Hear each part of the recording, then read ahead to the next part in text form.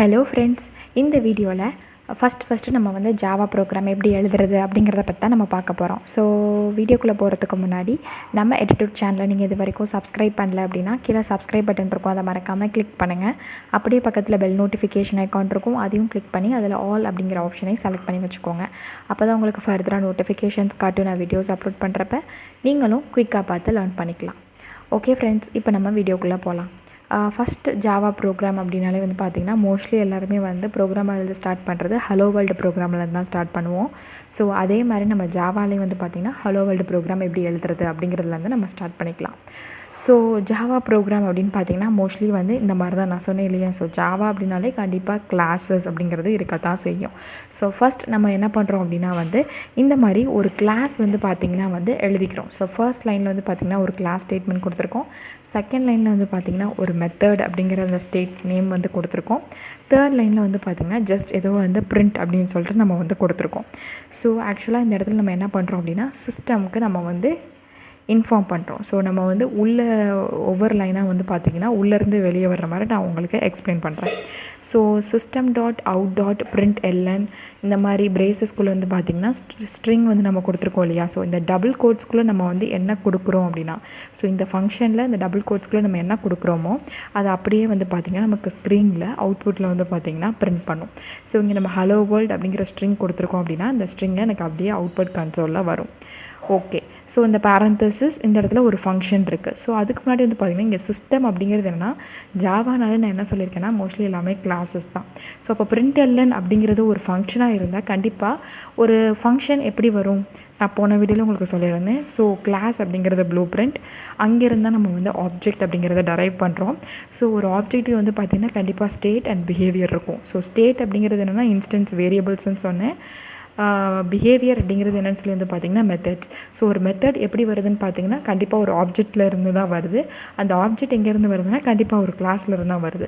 So இது வந்து பார்த்திங்கன்னா மெத்தட். இந்த மெத்தட் எங்கேருந்து வருதுன்னா கண்டிப்பாக ஒரு ஆப்ஜெக்டிலிருந்து, அந்த ஆப்ஜெக்ட் எங்கேருந்து வருதுன்னு பார்த்திங்கன்னா கண்டிப்பாக ஒரு கிளாஸ்கிட்ட இருந்து தான் வரும். ஸோ சிஸ்டம் அப்படிங்கிறது வந்து பார்த்திங்கன்னா ஒரு கிளாஸ். ஸோ அந்த கிளாஸ்லேருந்து நம்ம ப்ளூ பிரிண்ட்லேருந்து என்ன பண்ணுறோன்னா ஒரு ஆப்ஜெக்ட் வந்து டிஃபைன் பண்ணுறோம். ஸோ அந்த ஆப்ஜெக்ட்டுக்கு இருக்கக்கூடிய ஒரு மெத்தட், ஸோ அவுட் அப்படிங்கிறது வந்து பார்த்திங்கன்னா ஒரு ஆப்ஜெக்ட், அந்த இதுக்கு நம்ம என்ன பண்ணுறோன்னா ஒரு மெத்தட் println அப்படின்னு சொல்லிட்டு ஒரு மெத்தட் வந்து இருக்குது. ஸோ இதுலேயே வந்து பார்த்திங்கன்னா ரெண்டு மெத்தட் இருக்குது. வெறும் print மெத்தட் இருக்குது, println இருக்குது. ஸோ print மெத்தட் வந்து என்ன பண்ணணும்னா ஜஸ்ட்டு வந்து நீங்கள் என்ன கொடுத்துருக்கீங்களோ அதை கண்டினியூஸாக அடுத்தடுத்து வந்து பார்த்திங்கன்னா லைனில் பிரிண்ட் ஆகிட்டே போகும். உங்களுக்கு நியூ லைனில் வரவே வராது. நீங்கள் println கொடுத்துருந்தீங்க அப்படின்னா ஒவ்வொரு டைமும் பிரிண்ட் பண்ணுறப்ப அது நியூ லைன் ஜென்ரேட் பண்ணி பிரிண்ட் பண்ணும். ஸோ அதுதான் வந்து பார்த்திங்கன்னா டிஃப்ரென்ஸ்.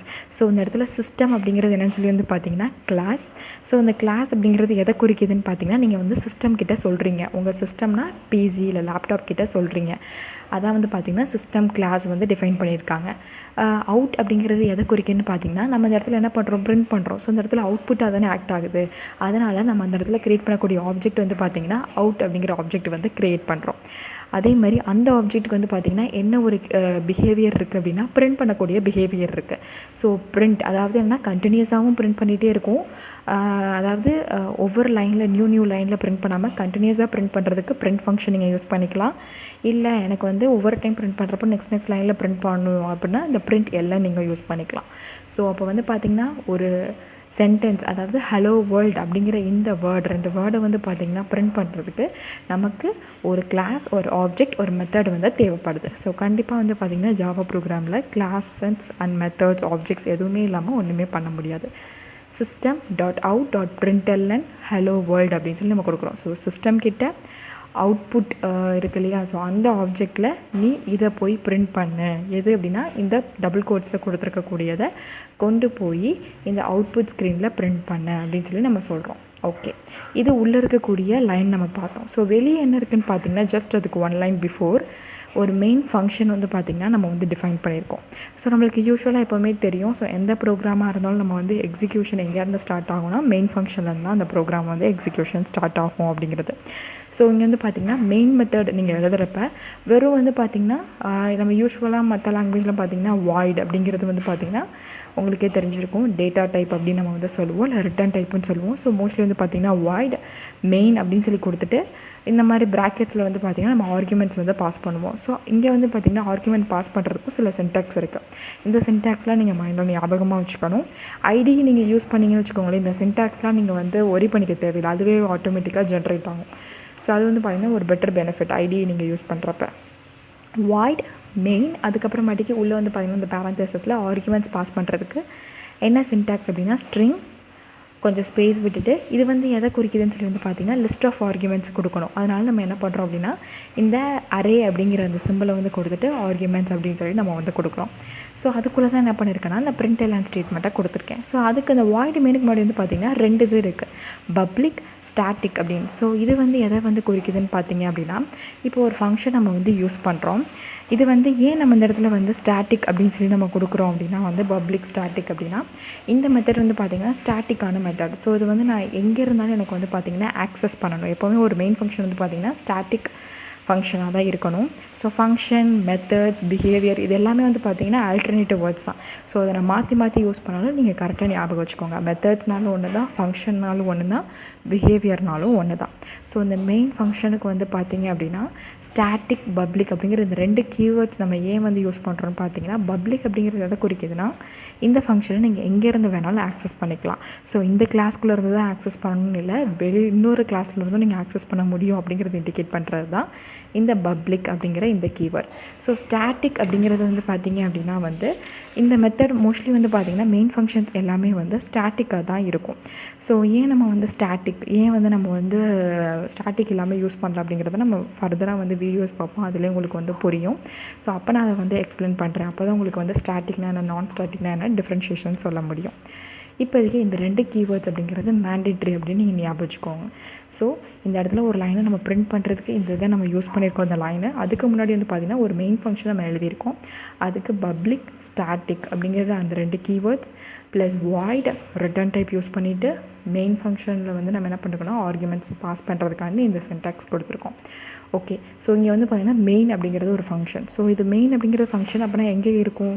கண்டிப்பாக வந்து பார்த்திங்கன்னா இதுக்கு ஒரு கிளாஸோ இல்லை ஆப்ஜெக்டோ இருக்கும் இல்லையா? ஸோ இந்த இடத்துல நம்ம டிஃபைன் பண்ணுறோம். அதனால் இங்கே வந்து நம்ம என்ன ஒரு கிளாஸ் அப்படிங்கிறது கண்டிப்பாக இருக்கணும். ஸோ மெயின் ஃபங்க்ஷன் அப்படின்னாலே அந்த ஃபங்க்ஷன் கண்டிப்பாக ஒரு கிளாஸ்க்குள்ளே தான் இருக்கணும். ஸோ பப்ளிக் கிளாஸ் அப்படின்னு சொல்லி கொடுத்துட்டு இது வந்து பார்த்திங்கன்னா கீவேர்டு. ஸோ பப்ளிக்னு ஏன் நம்ம கொடுத்துருக்கோன்னா நான் இங்கே சொன்னேன் இல்லையா, மெயின் மெத்தட் வந்து பார்த்திங்கன்னா எங்கே இருந்தாலும் நம்ம ஆக்சஸ் பண்ணணும். ஸோ உள்ளே இருக்கக்கூடிய மெத்தட் வந்து பப்ளிக்காக இருக்குன்னா கண்டிப்பாக அந்த கிளாஸும் வந்து பார்த்திங்கன்னா பப்ளிக்காக தான் இருக்கும். அப்போ தான் வந்து வெளியிலேருந்து ஆக்சஸ் பண்ண முடியும் இந்த கிளாஸை. ஸோ அதனால் இந்த கிளாஸ் வந்து பார்த்திங்கன்னா பப்ளிக் கிளாஸ் அப்படிங்கிற கீவேர்ட் நம்ம யூஸ் பண்ணிக்கிறோம். அதுக்கப்புறம் கொடுக்குறதா கிளாஸ் நேம். ஸோ இந்த நேம் வந்து பார்த்திங்கன்னா நம்ம கொடுக்குற name, my first Java program அப்படிங்கிறது நம்ம கொடுக்கக்கூடிய நேம். ஸோ நீங்கள் வந்து என்ன நேம்னாலும் கொடுத்துக்கலாம். நான் இங்கே மை ஃபர்ஸ்ட் ஜாவா ப்ரோக்ராம்னு கொடுத்துருக்கேன், அது உங்கள் சாய்ஸ். ஸோ இதுதான் வந்து பார்த்திங்கன்னா ஜாவா ப்ரோக்ராம் எழுதுறதுக்கான கூடிய கோடு. ஓகே, இப்போ வந்து பார்த்திங்கன்னா நம்ம வந்து கோடு வந்து எழுதிட்டோம் இல்லையா? ஸோ இது வந்து நீங்கள் வந்து நோட் பேடில் வந்து இந்த கோடு வந்து நீங்கள் எழுதிட்டு கம்பைல் பண்ணுறதுக்கு நீங்கள் என்ன பண்ணணும் அப்படின்னா கமாண்ட் டெர்மினல் ஓப்பன் பண்ணி இந்த கமாண்டை நீங்கள் வந்து ரன் பண்ணணும். ஜாவாசி நீங்கள் சப்போஸ் ஜேடிகே வந்து இன்ஸ்டால் பண்ணியிருந்தீங்க உங்கள் மிஷினில் அப்படின்னா கம்பைல் பண்ணுறதுக்கு ஜாவாசி அப்படின்னு போட்டுட்டு ஃபைல் நேம் .java. ஸோ என்ன ஃபைல் நேம் நீங்கள் கொடுக்கணும் அப்படின்னு பார்த்தீங்கன்னா இது ரொம்ப ரொம்ப முக்கியம். மை ஃபஸ்ட்டு ஜாவா ப்ரோக்ராம் நீங்கள் கிளாஸ் நேம் கொடுத்துருக்கீங்க இல்லையா? ஸோ கிளாஸ் நேமும் ஃபைல் நேமும் கண்டிப்பாக ஒரே மாதிரி இருக்கணும். ஸோ அதை நீங்கள் ஞாபகம் வச்சுக்கோங்க. Class name and file name ரெண்டுமே முக்கியம், ஒரே மாதிரி இருக்கணும். கம்பைல் பண்ணுறதுக்கு நீங்கள் இந்த கமாண்ட் யூஸ் பண்ணுங்கள், ரன் பண்ணுறதுக்கு நீங்கள் இந்த கமாண்ட் யூஸ் பண்ணுங்கள். ஜாவா கிளாஸ் நேம் அப்படின்னு நீங்கள் கொடுத்தா போதும். ஓகே ஃப்ரெண்ட்ஸ், இப்போ நான் வந்து எக்லிப்ஸ் ஐடியை ஓப்பன் பண்ணி எப்படி வந்து ஜாவா ப்ராஜெக்ட் க்ரியேட் பண்ணி ஹலோ வேர்ல்டை பிரிண்ட் பண்ணுறது அப்படிங்கிறத பற்றி பார்க்கலாம். ஃபர்ஸ்ட் நான் என்ன பண்ண போகிறேன் அப்படின்னா ஒரு ஜாவா ப்ராஜெக்ட் வந்து க்ரியேட் பண்ணணும். So file new Java project அப்படின்னு சொல்லி நீங்கள் வந்து கிளிக் பண்ணிக்கோங்க. கிளிக் பண்ணிவிட்டு இங்கே ஒரு ப்ராஜெக்ட் நேம் கொடுக்கணும். ஸோ நான் வந்து என்ன பண்ண போகிறேன் அப்படின்னா ஜாவா டுட் அப்படின்னு சொல்லிட்டு நான் வந்து ஒரு ப்ராஜெக்ட் நேம் வந்து கொடுக்குறேன். அதில் வந்து பார்த்திங்கன்னா மாடியூல் வந்து நமக்கு வந்து க்ரியேட் பண்ணணும்னு தேவையில்லை. ஸோ அதனால் நம்ம வந்து நெக்ஸ்ட்டுன்னு சொல்லி கிளிக் பண்ணிக்கலாம். இதிலே வந்துட்டு நம்ம வேறு என்ன ஃபர்தர் ஃபைல்ஸ் வந்து ஆட் பண்ணணும் அப்படின்னா இந்த இடத்துல நம்ம வந்து கிளிக் பண்ணிக்கலாம். கிளிக் பண்ணிட்டு நெக்ஸ்ட்டு ஃபினிஷ் அப்படின்னு சொல்லி நம்ம கொடுத்துக்கலாம். ஸோ ஆட்டோமேட்டிக்காக வந்து பார்த்திங்கன்னா இந்த இடத்துல டைப்ஸில் வந்து பார்த்திங்கன்னா உங்களுக்கு புதுசாக ஒரு ஃபைல் ஜாவா ப்ராஜெக்ட் வந்து ஆட் ஆகிருக்கிறது வந்து தெரியும். ஸோ அதுக்குள்ளே நான் வந்து என்ன பண்ண போகிறேன்னா இங்கே பார்த்திங்கன்னா உங்களுக்கு தெரியும். ஸோ ஜாவா டுட் அப்படிங்கிறதுல வந்து பார்த்திங்கன்னா எனக்கு ஒரு ஃபோல்டர் வந்து க்ரியேட் ஆகிருக்கு. ஸோ இதுதான் வந்து பார்த்திங்கன்னா ப்ராஜெக்ட். ஸோ இந்த ப்ராஜெக்ட்குள்ளே தான் நான் வந்து என்ன பண்ண போகிறேன்னா ஒரு ஜாவா கிளாஸ் வந்து க்ரியேட் பண்ண போகிறேன். So file new Java class அப்படின்னு சொல்லி நான் கொடுத்துட்டு இந்த இடத்துல நான் என்ன கொடுக்கணும்னா என்னோடய கிளாஸ் நேம் வந்து கொடுக்கணும். ஸோ என்னோடய கிளாஸ் நேம் நான் என்ன சொல்லியிருக்கேன் அப்படின்னா file name and class name ரெண்டுமே வந்து பார்த்திங்கன்னா ஒரே மாதிரி இருக்கணும்னு சொன்னேன் இல்லையா. ஸோ என்னோடய ப்ரோக்ராம் நேம் வந்து பார்த்திங்கன்னா my first Java program, class name வந்து. ஸோ அதனால் என்ன பண்ண போகிறேன்னா இதையும் வந்து நான் அப்படி கொடுக்குறேன். ஸோ அங்கே இருக்கக்கூடிய மெத்தட் வந்து பப்ளிக் மெத்தட் இல்லையா, அதனால நான் இங்கே பப்ளிக் அப்படிங்கிற ஆப்ஷனை வந்து செலக்ட் பண்ணிக்கிறேன். அதே மாதிரி நான் இதை கொடுத்தேன் அப்படின்னா வந்து ஆட்டோமேட்டிக்காக எனக்கு வந்து பார்த்திங்கன்னா இந்த ஃபங்க்ஷன் வந்து மெயின் ஃபங்க்ஷனை ஆட் பண்ணி கொடுக்கும். ஸோ அதே மாதிரி நான் இதை கிளிக் பண்ணேன் அப்படின்னா எனக்கு ஆட்டோமேட்டிக்காக கமெண்ட்ஸும் ஜென்ரேட் ஆகி கொடுக்கும். ஸோ ஃபினிஷன் நான் ஒன்ஸ் கிளிக் பண்ணிட்டேன்னா எனக்கு ஆட்டோமேட்டிக்காக வந்து பார்த்திங்கன்னா இங்கே என்னென்ன கமெண்ட்ஸில் ஆட் பண்ணுமோ அது எல்லா கமெண்ட்ஸும் ஆட் ஆகும். ப்ளஸ் வந்து பார்த்திங்கன்னா கிளாஸு இந்த ஸ்டாட்டிக் வாய்ட் மெயின் எல்லாமே எனக்கு பை டிஃபால்ட்டாக ஆட் ஆகிருக்கும். நீங்கள் ஜஸ்ட் கிளாஸ் நேம் மட்டும்தான் கொடுத்தீங்க, பப்ளிக் அப்படிங்கிற மாடிஃபையர் கொடுத்தீங்க, அவ்வளோதான். ஜஸ்ட் மற்ற எல்லாமே கோடு அதுவாகவே ஆட்டோமேட்டிக்காக உங்களுக்கு ஜென்ரேட் பண்ணி கொடுத்துருச்சு. இதை மட்டும் நான் காப்பி பண்ணி இங்கே பேஸ்ட் பண்ணுறேன். இல்லைனாலும் நீங்கள் வந்து அங்கே டேரெக்டாக டைப் பண்ணலாம். ஸோ டைப் பண்ணுறப்ப உங்களுக்கு வந்து பார்த்திங்கன்னா ஆட்டோமேட்டிக்காக வந்து பாப்புலேட் ஆகிறது தெரியும். So system dot out dot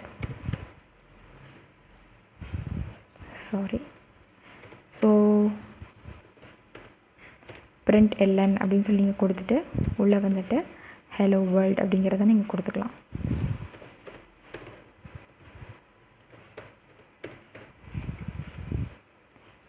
so இது நீங்கள் கொடுத்துட்டீங்க அப்படின்னா நெக்ஸ்ட்டு சேவ் பண்ணி வச்சுக்கோங்க.